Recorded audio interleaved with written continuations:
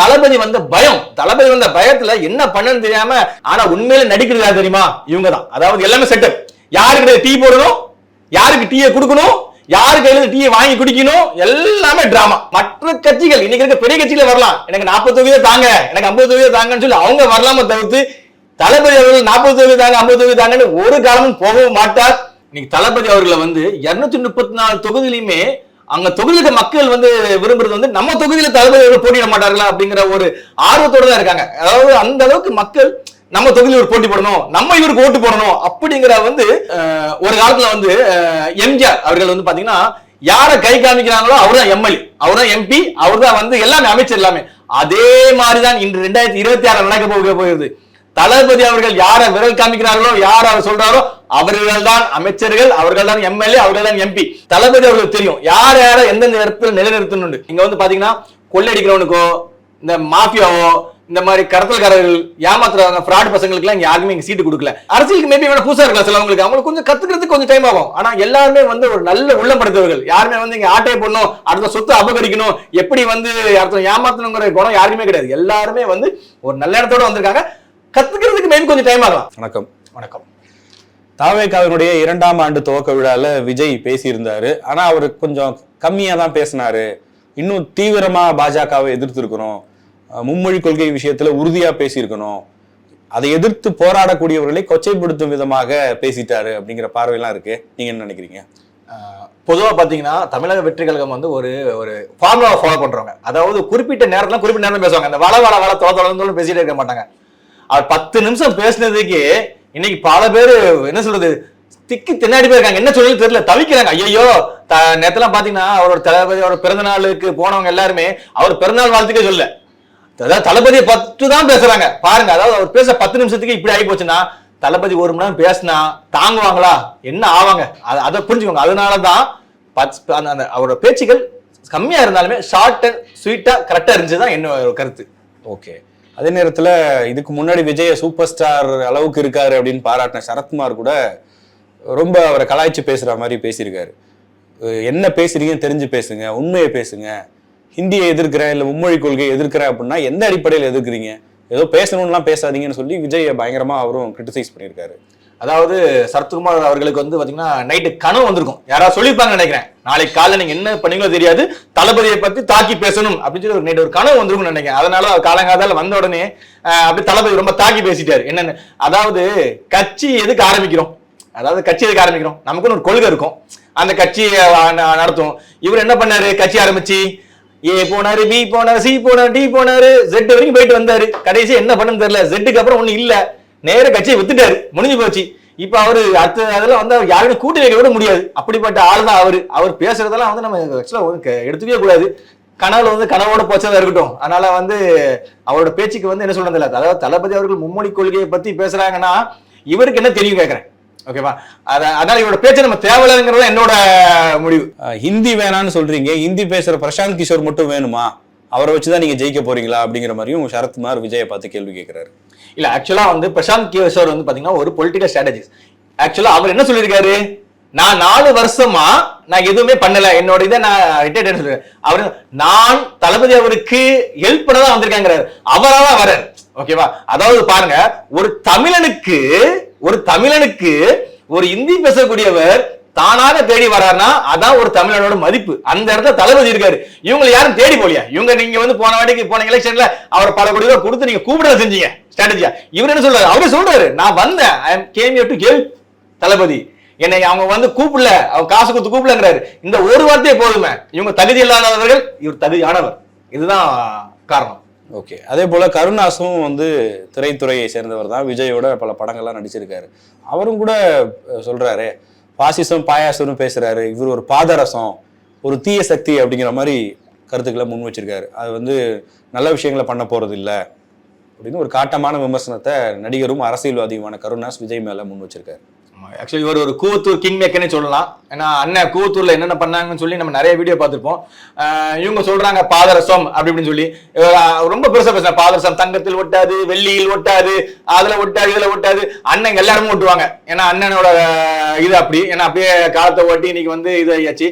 அதாவது இவங்க யாருக்குமே எல்லாரும் என்ன நினைச்சிட்டாங்கன்னா, காலைல வந்து அவர்கள் பிறந்தநாள், அதாவது முதலமைச்சர் பிறந்தநாள் வரும்போதே கொடுத்தாங்க நினைக்கிறேன். நீங்க காலை வந்த உடனே தளபதியை பத்தி தாக்கி பேசணும்பா, யாரு தாக்கி பேசுறீங்களோ அவங்களும் அடுத்த வாட்டி சீட்டுன்னு சொல்லிட்டாங்க. நம்ம தெரியல, வந்தவங்க எல்லாமே அப்படியே தன் வன்மத்தை அப்படியே கட்டிட்டாங்க. அதான் உண்மை. யாருமே வந்து ஒரு தெளிவா பேசல. வரணும், தளபதி தாக்கி பேசணும். 10 நிமிஷம் பேசினதுக்கு நீங்க ஒருத்தர் 1 மணி நேரம் பேசுறீங்களே. அப்ப அப்படி தளபதி ஒரு பெருசா ஒன்றும் பெருசு இல்லையா? அவர் என்ன சொன்னாரு? கட்சியை பத்தி பேசினாரு, மும்மொழி கொள்கையை எதிர்த்தாரு, தன்னோட கட்சி எப்படி கட்டமைக்கணுங்கிறத பேசினாரு தவிர்த்து எப்படி பூத் கமிட்டி அமைக்கணும் அதை பத்தி பேசுறது அவர் பெருசா ஒன்றும் பேசல. அதுக்கே இவங்களால தாங்க முடியல. இன்னும் தளபதி இன்னும் களத்துல வந்தான்னு வச்சுக்கோங்களேன், அவ்வளவுதான், ரொம்ப கஷ்டம் தான். இவங்க நிலைமையெல்லாம் பார்த்தா இப்பவே பரிதாபமா தான் இருக்குது உண்மையில பார்த்தா. அதாவது அந்த விழாவுக்கு வந்தவங்க எல்லாமே கொஞ்சம் கன்ஃபியூஸ் ஆயிட்டாங்க நினைக்கிறேன். தளபதி 72 போட்டு இருந்துச்சு அவங்களுக்கு. நம்ம தெரியல, தளபதி அந்த 7 தெரிய நம்ம தெரியல, தளபதி 2ன்னு அதாவது இந்த தளபதி நினைச்சாங்க. வந்தவங்க எல்லாமே இந்த தளபதி பத்தி பேச ஆரம்பிச்சிட்டாங்க. அந்த தளபதி மறந்துட்டாங்க. அதுதான், அதாவது வந்தவங்க எல்லாமே ஒரு குழப்பம் ஆகி போச்சு. இந்த தளபதி தெரியல, அதுல தெரியுதா இனிமே இந்த தளபதி தான் அடுத்த ஆட்சி வரப்போகுதுங்கிறது வந்தவங்க எல்லாருமே வந்து சொல்லிட்டாங்க. அதுதான் தளபதியோட ஆட்சி கண்டிப்பா நடக்கும். ஓகே, ஒரு பக்கம் இந்த மாதிரி விமர்சனங்கள் இருக்கிற அதே நேரத்துல விஜய் கட்சி சார்ந்து என்னென்ன பண்றாரு அப்படின்ற கேள்வியும் முன்வைக்கிறாங்க இல்லையா? இப்போ அவர் வந்து வராரு, ஒரு நிகழ்ச்சியில பேசுறாரு, ஒரு 10-15 நாள் இல்ல 1 மாசம் கழிச்சு இன்னொரு நிகழ்ச்சி, இப்படி தானே பேசிக்கிட்டு இருக்காரு. அன்றாட மக்கள் பணிகளுக்காக வராரா, அவரு மக்களுக்காக களத்துல நிக்கிறாரா அப்படிங்கிற கேள்வியும் இருக்குல்ல. இல்ல, ஆக்சுவலா தளபதி அவர்கள் சரி, கட்சியும் சரி, இப்பதான் வந்து மாவட்ட நிர்வாகிகள் எல்லாமே வந்து போட்டுருக்காங்க. இன்னும் பாத்தீங்கன்னா 25 மாவட்டத்துக்கு நிர்வாகிகள் இன்னும் நியமிக்கவில்லை. ஓகேவா? சோ அவங்க எல்லாமே வந்து ஒரு ரைட் பர்சன், ஒரு கரெக்டான இடத்துல ஒரு கரெக்டான பர்சனா போட்டு இருக்காங்க. அவங்க எல்லாமே யோசித்து பண்றாங்க, எடுத்தும் கவுத்தம் பண்ணல. ஃபர்ஸ்ட் அவங்க வந்து ஒரு ப்ராப்பரான ஒரு இது அமைச்சிட்டு இருக்காங்க. கண்டிப்பா அதை அமைச்சதுக்கு அப்புறம் அவர் சொல்லியிருக்காரு நான் நடப்பயணம் தொடங்குவேன்னு சொல்லி. சோ இது எல்லாம் முடிச்சதுக்கு அப்புறம் அவர் மக்களை கண்டிப்பா வரதான் செய்வாரு. அதுக்கு பின்னாடி நாங்க எல்லாம் உறுதுணையாக இருக்கதான் செய்வோம். ஒவ்வொரு இதுக்கு பின்னாடி மக்கள் காமன் மேன் அவங்களும் உறுதுணையா இருப்பாங்க. இதெல்லாம் நடக்கும். 2026 இதோட ரிசல்ட்டை கண்டிப்பா எல்லாரும் மக்கள் பார்க்க தான் போறாங்க. விஜயை பொறுத்த வரைக்கும் அவருக்கு பாதுகாப்பு கொடுக்க போறதா ஒரு செய்தி வந்துச்சு. இப்ப அவர் மேடையில பேசும்போது கூட பாஜகன்ற வார்த்தையை கூட பயன்படுத்தல. இதெல்லாம் பார்க்கும்போது விஜய்க்கு பின்னாடி பிஜேபி தாங்க இருக்கு, திமுகவை மட்டும் எதிர்க்க சொல்லி அவங்க தான் விஜயை இயக்கிக்கிட்டு இருக்காங்க அப்படிங்கிற ஒரு குற்றச்சாட்டும் வருது. இப்ப வந்து சொல்றீங்க இதுக்கு வந்து பிஜேபிக்கு வந்து ஒரு ஆதரவா இருக்காரு. இன்னைக்கு அதே மேடையில பாத்தீங்கன்னா ஒரு முஸ்லீம் இருக்காங்க, ஒரு கிறிஸ்டின் இருக்காங்க, ஒரு இந்து இருக்காங்க. அவர் எல்லா மதங்களுக்கும், அதாவது அவர் சொல்றாங்கன்னா மதங்களே அப்பாற்பட்டு நாங்க எல்லாருமே காமன் மேனா தான் அவங்க வந்து சொல்றாரு. ஓகேவா? அப்படி இருக்கையில வந்து இவங்க வந்து பிஜேபிக்கு வந்து சப்போர்ட்டா இருக்கணும்னு ஒரு இதே கிடையாது. இவங்களோட எய்மே வந்து மத்திய அரசுக்கு எதிராகவும் நம் மாநில அரசுக்கு எதிராகவும் தான் இந்த இவர் நம்ம தளபதி அவர்கள் போராடுறதை தவிர்த்து யாருக்கும் ஆதரவு கிடையாது. மாத்தி குறை சொல்லிக்க வேண்டியதா. இப்ப என்னன்னா அவங்க சொல்றாங்க, இவங்க சொல்லிக்கிறாங்க, வேற வழி இல்லை. ஏன்னா 2 பேருமே பயமாயி போச்சு, என்ன பண்ணனே தெரியல. ஏன்னா பிஜேபி ஒரு பிளான் இருந்தது, இப்படி மாதிரி வந்து இதுக்குள்ள வந்து எப்படியாவது பிடிக்கணும். இவங்க வேற ஒரு பிளான் போட்டாங்க. நடுவுல தளபதி அவர்கள் வந்து வேற மாதிரி ரைஸ் ஆனதுனால 2 பேருக்குமே இப்ப என்ன பண்ணணும்னு தெரியல. ஆனா 2 பேருமே ஒரு குழப்பத்துல இருக்காங்க. அதுதான் நடந்துட்டு இருக்குது இப்போ. ஓகே, கட்சிக்குள்ள என்ன நடக்குது? கட்சிக்குள்ள வந்து ஏற்கனவே இருந்தவர்கள், புதிதாக வந்தவர்கள், இவங்களுக்குள்ள கருத்து மோதல் இருக்கு, கட்சிக்குள்ளேயே வந்து ஒரு ஒற்றுமை இல்லை அப்படின்னு சொல்றாங்களே. தாவேக்கால என்ன நடக்குது? இல்ல, அப்படிலாம் சொல்லவே முடியாது. ஆக்சுவலா வந்து பாத்தீங்கன்னா எல்லாருமே இவங்க எல்லாருமே வந்து அனலைஸ் பண்ணி ஒவ்வொரு இடமா கரெக்டா தான் போடுறாங்க. யாருக்குமே நீங்க சொல்ற மாதிரி வந்து ஒரு கருத்து வேறுபாடு அப்படின்னு சொல்ல முடியாது. இப்ப உதாரணத்துக்கு பாத்தீங்கன்னா அதனால இப்போ வந்து 25 தொகுதியில் அறிவிக்கப்படாதது கூட எல்லாம் நிதானமா இருந்து ஒரு பிரச்சனைகள் வரக்கூடாது, எல்லாமே வந்து ஸ்மூத்தா போகணுங்கிற மாதிரி தான் அவங்க ஒவ்வொரு டிசிஷனுமே பார்த்து தான் பண்றாங்க. சோ இது வரைக்கும் அப்படி ஏதாவது வந்து அது கிட்டத்தட்ட ஒரு பொருளியாக தான் இருக்குமே தவிர்த்து எந்த வித உண்மையும் இருக்காது. புசி ஆனந்த் தான் எல்லாத்தையுமே முடிவு பண்றாரு. கட்சியில வந்து விஜயை விட புசி ஆனந்துக்கு தான் எல்லா அதிகாரங்களும் இருக்கு, அவர் நினைக்கிறவங்க தான் மாவட்ட செயலாளரா வர முடியும் அப்படிங்கிற ஒரு குற்றச்சாட்டும் இருக்கு. இல்ல, அப்படி இல்ல. இன்னைக்கு பாத்தீங்கன்னா அவர் வந்து ஒரு பொதுச் செயலாளருக்கு வந்து ஒரு கட்சியை வந்து எல்லா முடிவு பண்ற அதிகாரமும் அவருக்கு இருக்குது. ஆனா அப்படி கிடையாது. ஆனா எல்லா விஷயங்களும் பாத்தீங்கன்னா அப் டு டேட், அதாவது பாத்தீங்கன்னா தளபதி அவர்களுக்கு எல்லா விஷயமும் தெரியுது. அதை சார்ந்திருக்கவங்க எல்லாருக்குமே தெரியாத விஷயம் என்ன நடக்குது, ஏது போகுது எல்லாமே. சில முடிவுகள் அவர்கள் எடுக்கலாம், ஆனா அதையும் தாண்டி இப்ப சில விஷயங்கள் போகும்போது கரெக்டா செயலாளர், ஏன்னா செயலாளரோட முக்கிய வேலை அதான். ஏன்னா அவர்கள் வந்து எல்லா நிர்வாகிகளும் கலந்து ஆலோசித்து, ஏன்னா வந்து மக்கள் இயக்கமா இருக்கும்போது அவர் வந்து ஒரு ஆக்டிவான பர்சன், அவருக்கு எல்லாமே தெரியும். கிட்டத்தட்ட வந்து பாத்தீங்கன்னா கிட்டத்தட்ட 25 வருஷம் 30 வருஷமா அவர் எல்லாரோடையும் பழகிட்டு இருக்கிறார். சோ எல்லாமே அவர் அனலைஸ் பண்ணி ஒவ்வொரு இடத்துலயுமே அவர் வந்து எந்த வித பிரச்சனையும் வராம தான் எல்லா வேலையும் கரெக்டா பண்ணிட்டு இருக்காரு. அதனால வந்து பாத்தீங்கன்னா எப்படி சொல்றது, தளபதி சொல்றது கூட இவர் ஒரு சின்ன தளபதினே சொல்லலாம். அதுதான் வந்து நம்ம புசி ஆனந்த் சார் சின்ன தளபதினே சொல்லலாம். அந்த அளவுக்கு அவர் எல்லா வேலையும் சிறப்பாக செஞ்சுக்கிட்டு வருகிறார். நம்ம செயலாளர் ஆனந்த் என்ன பாத்தீங்கன்னா கிட்டத்தட்ட ராப்பகலா வந்து கட்சி தான் இருக்காரு. வந்து பாத்தீங்கன்னா கிட்டத்தட்ட காலையில 8 மணி 7 மணிக்கு அவங்க வீட்டு மாடி போய் குமிஞ்சுவாங்க. அவங்க வருவாங்க, சாமி கும்பிடுவாங்க, அடுத்த நேரம் கட்சி ஆபீஸ்க்கு வருவாங்க. கிட்டத்தட்ட நைட்டு வந்து பாத்தீங்கன்னா 10, 11, 12 மணி வரைக்கும் நைட் வீட்டுக்கு போகும்போது கூட உங்க வீட்டுல ஆளு தான் செய்றாங்க. ஏன்னா அவர் வந்து பாத்தீங்கன்னா தூங்குறாங்க தூங்கலையாங்க கூட தெரியாது. சாப்பாடு வந்து பாத்தீங்கன்னா வீட்டுல இருந்தே வந்துடும். அவங்க எப்போ சாப்பிடுறாங்க கூட தெரியாது. அதாவது பாத்தீங்கன்னா அந்த அளவுக்கு வந்து கட்சி மேல ரொம்ப ஈடுபடும். அதாவது இந்த மாநாடு நடக்கிற டைம், அந்த 2வது ஆண்டு விழா நடக்கும் டைம்லாம் நைட்டு 2 மணி 3 மணி வரைக்குமே வந்து உள்ள பாஸ் கொடுக்கறது அந்த வேலை இருந்தாங்க. காலங்காலத்தில் மணி 7 மணிக்கு அதே இடத்துல அங்கே இருந்தாங்க ஸ்பாட்ல. தூங்குனாங்களா தூங்கலையான்னு கூட தெரியல. அந்த அளவுக்கு வந்து பாத்தீங்கன்னா ஒரு டெடிகேட்டட் பர்சன். அதாவது பாத்தீங்கன்னா தளபதி எப்படியாவது அவர் ஹரியானாசத்துல உட்கார வச்சுனுங்கிறதுக்காக ஒரு முழு முயற்சியோட ஈடுபட்டு இருக்கிறது வந்து பாத்தீங்கன்னா நம்ம ஆனந்தன. சோ ஆனந்தன வந்து தான் இன்னைக்கு வந்து கிட்டத்தட்ட எல்லாருமே ஒரு கட்டுக்கோப்பா இழுத்து அந்த செல்றாரு. அதனால அவர்கள் பின்னாடி இன்னைக்கு எல்லா தொண்டர்களும் சரி, எல்லா உறுப்பினரும் சரி, அவர் பின்னாடி ஆனந்தன ஒருத்தர், அதாவது ஒன் மேனா இருந்தா கூட ஆனந்தன ஒருத்தர் தலைவரா, அதுவும் அவரும் ஒரு சின்ன தளபதி மாதிரி எல்லாரும் அவர் ஏற்று அவர் பின்னாடி எல்லாருமே பயணிக்கிறாங்க. ஏன்னா அந்த அளவுக்கு ஒரு எஃபர்ட் போட்டுட்டு இருக்காங்க. கண்டிப்பா இப்ப சொன்னதான் தளபதி அவர்களுக்கு வந்து பாத்தீங்கன்னா ஃபேன் பேஸ் மட்டும் கிடையாது. அதாவது பாத்தீங்கன்னா ஆடியன்ஸ், அதாவது ஒரு இன்னைக்கு ஒரு வீட்டுல பாத்தீங்கன்னா போனீங்கன்னாவே சின்ன பசங்கள்ல இருந்து வயசானவங்க வரைக்குமே வந்து பாத்தீங்கன்னா தளபதி மேல ஒரு நம்பிக்கை. தளபதி அவர்கள் படம் வந்துச்சுன்னா என்னதான் வந்து பாத்தீங்கன்னா குடும்பமா போய் பார்க்கறவங்க ஆடியன்ஸ், அந்த மாதிரி அவர் ஒரு ஃபேஸ் வேல்யூ கொண்டவர். சோ அவர் வந்து பாத்தீங்கன்னா எதுக்கு பாலிடிக்ஸ் வந்திருக்காரு, இங்க நடக்கிறது எதுவுமே சரியில்லை, ஏதாவது ஒரு மாற்றணும். ஏன்னா இன்னைக்கு வரைக்கும் மக்களால ஒரு ஏற்றுக்கொள்ளப்பட்ட ஒருவர் தளபதி. அவர் அரசியலுக்கு வரும்போது மக்கள் எல்லாருமே ஒரு மாற்றத்துக்காக தான் கேட்டிருக்காங்க. ஏன்னா மாற்றங்கள் வர்றதுக்காக நிறைய பேர் வந்தாங்க, யாரும் சர்வே பண்ண முடியல.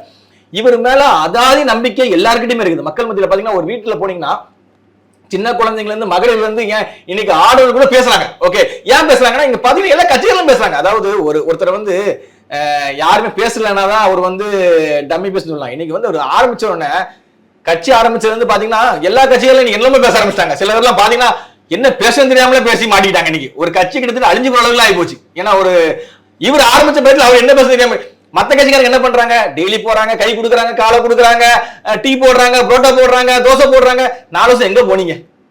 இன்னைக்கு எல்லாமே பண்றீங்க. காரணம் என்ன? தளபதி வந்த பயம். தளபதி வந்த பயத்துல என்ன பண்ணன்னு தெரியாம டீ போடுற வேலை வந்து எல்லாமே முட்டாத சொல்லல. ஆனா அதுவுமே அங்க டிராமா தான். யாரு அதாவது இவங்க பண்றது, அதாவது தளபதி என்ன சொல்றாங்க, சினிமால வந்து வந்தான்னு சொல்றாங்க. ஆனா உண்மையில நடிக்கிறது யார் தெரியுமா? இவங்க தான். அதாவது எல்லாமே செட்டப்.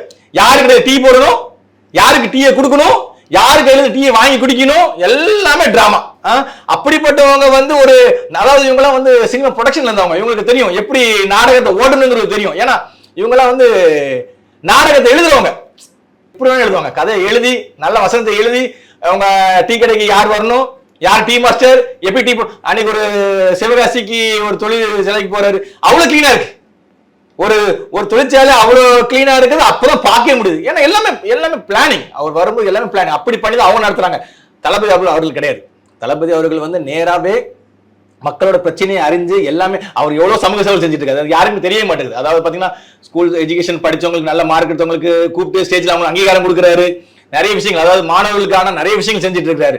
அதை தவிர்த்து சில சமூக அதை சொல்றாரு. இதனால வரைக்கும் அவர் வந்து தெரியப்படுத்தல. இனிமேல் கட்சி மூலமாக அவர்கள் செய்யும் இனிமேல் நல்ல சில திட்டங்கள் கண்டிப்பாக மக்கள் மத்தியில் ஒரு பெரிய ஒரு புரட்சியை உண்டாக்கும். அவர் சொன்ன மாதிரிதான் 77, 67 அந்த காலங்களில் எப்படி ஒரு அரசியல் மாற்றம் வந்ததோ அதே போன்று 2026ல ஒரு பெரிய அரசியல் மாற்றம் வரும். அது மக்கள் எல்லாரும் பார்க்க தான் போறாங்க. ஓகே, இவர் என்ன ஒரு 40-50 சீட்டுக்கு போயிட்டு ஏதாவது ஒரு கட்சியோட கூட்டணி தான் வைக்க போறாரு அப்படின்னு பேசுறாங்கல்ல ஒரு பக்கம். இன்னைக்கு அரசியல் கட்சி தொடங்கி இருக்கலாம், இவர் ஒரு முதன்மை சக்தியெல்லாம் இருக்க போறது இல்ல, ஏதோ ஒரு கட்சியோட போய் கூட்டணி வைப்பாரு, கூட்டணி வச்சுட்டு சீட்டு வாங்கிட்டு வழக்கமான அரசியல்வாதிகள் மாதிரி மாற போறாரு. அதாவது சினிமா காலங்கள்ல வந்து அவர் அடியெடுத்து வைக்கும் போது இன்னைக்கு பாத்தீங்கன்னா டாப் 1 எத்தனை நடிகர் இருக்காங்க, எவ்வளவு நடிகர் இருக்காங்க. நிறைய நடிகர் வந்துட்டாங்க போனாங்க. ஆனா இன்னைக்கு அவர் வந்த காலத்துல இருந்து அவரோட டிராவல் இன்னைக்கு கிட்டத்தட்ட பாத்தீங்கன்னா ஒரு 50 படத்துக்கு மேல பண்ணிட்டாரு. அந்த 50 படத்துல எப்படி டிராவல் பண்ணி ஒவ்வொரு படியா படி இன்னைக்கு டாப்ல இருக்காரு. ஓகேவா? சோ டாப்ல இருக்கிறது காரணம் என்ன? அவரோட விடாமுயற்சி, அவர் மேல கொண்ட நம்பிக்கை, அவர் கொண்ட திறமைகள், இதெல்லாம் காரணம் தான் இன்னைக்கு வந்து முன்னாடி வந்துருக்கு. அப்படிப்பட்ட ஒரு அரசியலுக்கு ஏன் டாப்ல வர முடியாது? இவங்க நீங்க சொல்ற மாதிரி 40-50 தொகுதிகள்லாம் தேவையே கிடையாது. அதாவது தளபதி அவர்கள் வந்து விரைவில் வரும்போது மற்ற கட்சிகள், இன்னைக்கு இருக்க பெரிய கட்சியில வரலாம், எனக்கு 40 தொகுதியை தாங்க, எனக்கு 50 தொகுதியை தாங்கன்னு சொல்லி அவங்க வரலாம தவிர்த்து தளபதி அவர்கள் 40 தொகுதி தாங்க 50 தொகுதி தாங்கன்னு ஒரு காலமும் போகவும் மாட்டார். கண்டிப்பாக அவருக்கு இருக்கும் திறமைகளும் அவர்கிட்ட இருக்கிற ஒரு விடாமுயற்சியும் கண்டிப்பாக சொல்லுவேன் எந்த ஒரு ஆதரவும் இல்லாமலே அவர் வெற்றி பெறுவதற்கான தகுதியானவர். ஆனால் மற்றவர்கள் ஓகே தளபதியோடும் சேர்ந்து பயணிக்கலாம் என்று வந்தால்தான் உண்டை தவிர்த்து தளபதி யாரும் நாடி போக வேண்டிய அவசியம் கிடையவே கிடையாது. அதாவது பாத்தீங்கன்னா இன்னைக்கு தளபதி அவர்களை வந்து 234 தொகுதியிலுமே அங்க தொகுதியில மக்கள் வந்து விரும்புறது வந்து நம்ம தொகுதியில தளபதி அவர்கள் போட்டியிட மாட்டார்களா அப்படிங்கிற ஒரு ஆர்வத்தோட தான் இருக்காங்க. அதாவது அந்த அளவுக்கு மக்கள் நம்ம தொகுதியில் ஒரு போட்டி போடணும், நம்ம இவருக்கு ஓட்டு போடணும் அப்படிங்கிற வந்து மக்கள் ஒரு ஆர்வத்தோடு இருக்கிற ஒரு தலைவர் தான் இன்னைக்கு இருக்கிற நம்ம தளபதி. அதாவது ஒரு காலத்துல வந்து எம்ஜிஆர் அவர்கள் வந்து பாத்தீங்கன்னா யாரை கை காமிக்கிறாங்களோ அவர் தான் எம்எல்ஏ, அவர் தான் எம்பி, அவர் தான் வந்து எல்லாமே அமைச்சர் எல்லாமே. அதே மாதிரிதான் இன்று 2026 நடக்க போகிறது. தளபதி அவர்கள் யாரை விரல் காமிக்கிறார்களோ, யார் அவர் சொல்றாரோ அவர்கள் தான் அமைச்சர்கள், அவர்கள் தான் எம்எல்ஏ, அவர்கள் தான் எம்பி. இதை யாராலையும் மாற்ற முடியாது. இதுதான் 2026 நடக்க போகிற ஒரு உண்மையான ஒரு சம்பவம். ஓகே, நீங்க இதெல்லாம் சொல்லிட்டு இருக்கீங்க ஒரு பக்கம். ஆனா கட்சிக்குள்ள வந்து நிறைய அதிகார முகங்கள் வந்துருச்சு. ஆதவர்ஜுன் ஒரு பக்கம் இருக்காரு, புசியானந்த் ஒரு பக்கம் இருக்காரு, ஜான் ஒருத்தர் ஒரு பக்கம் இருக்காரு. இப்படி வந்து ஒவ்வொருத்தரும் ஒவ்வொரு திசையில இருக்காங்க. தாவேகா வந்து இவங்களையெல்லாம் வச்சுக்கிட்டு எப்படி போய் 2026 ஆட்சி அமைக்கும் அப்படின்னு கேட்கறாங்க. இப்போ ஆதவர்ஜுன் கூட அன்னைக்கு நம்ம பார்க்கும்போது அவர் பேசக்கூடிய பேச்சு அப்படிங்கிறது விஜயை விட கூடுதல் நேரம் அவர் பேசிட்டாரு அப்படின்லாம் சொல்றாங்க. அப்படி இருக்கும்போது எப்படி வந்து இந்த கட்சியை வந்து ஆட்சி அமைக்கும்? இப்போ நீங்க சொல்றீங்களா 234 தொகுதி ஜெயிச்சிருவோம், நாங்க கை காமிக்கிறவங்க தான் எம்எல்ஏ, இதெல்லாம் எப்படி பேசுறதுக்கு நல்லா இருக்கும், கேட்கறதுக்கு நல்லா இருக்கும்? சாத்தியமா இது? இல்ல, அன்னைக்கு ஆதவண்ணன் வந்து அதிகம் பேசினார்கள் சொல்றது பாத்தீங்கன்னா அவங்க மெயினா வந்து அதன் முதல் மீட்டிங். சோ அவர் சொல்லும் போது சொன்னாரு இதோட முதல் மீட்டிங் சொல்லி அவர் ஏன் இங்க வந்த அந்த இதுதான் அவர் வந்து மெயினா வச்சாரு. அதாவது பாத்தீங்கன்னா இங்க ஃபுல்லா குடும்ப அரசியல் எப்படி இனிமே வந்து இப்பதான் வந்து முதலமைச்சரோட பையன், அப்புறம் அவங்க பையன், அப்புறம் அவங்க பையன் வந்திருக்குது. இன்னும் குடிசைக்கு என்னதுமாகும், அங்க எம்எல்ஏ இருக்காங்கல்ல, எம்எல்ஏ அப்புறம் அவங்க பையன் எம்எல்ஏ, அப்படிதான் நடக்கும். அதாவது அங்க தொண்டர்கள் வந்து உண்மையில வந்து அந்த ஏமாளிகள் அவர் மாதிரி வேற யாருமே கிடையாதுங்க. அதான் உண்மை. அதாவது இங்க மேல நடந்திருக்கு, கீழே நடக்கும். அவங்க பையன் எம்எல்ஏ, அப்புறம் அவங்க எம்பினா அவர் பையன் எம்பி, அப்புறம் அவங்க பொண்ணு எம்பி, இதுதான் அங்க நடக்கிறது.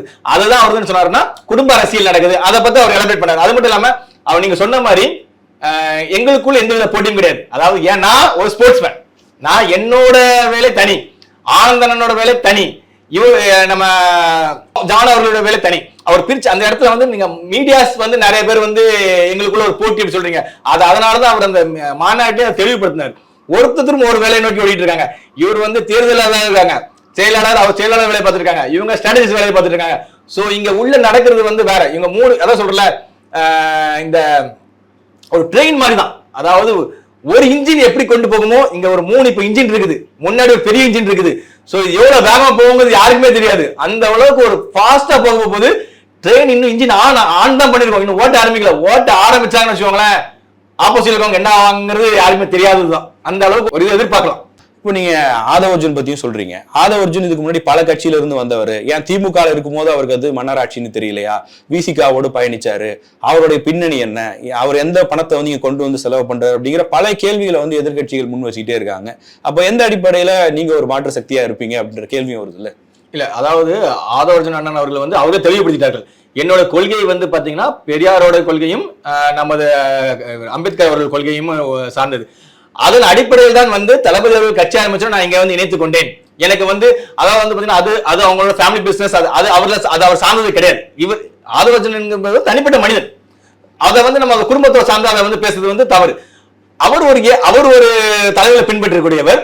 அவர் அங்க சில விதங்களுக்கு அவர் பிடிக்காத காரணத்தால் தான் வந்து இன்னைக்கு தமிழக வெற்றி கழகத்தோடு இணைந்து பயணிக்கிறார்.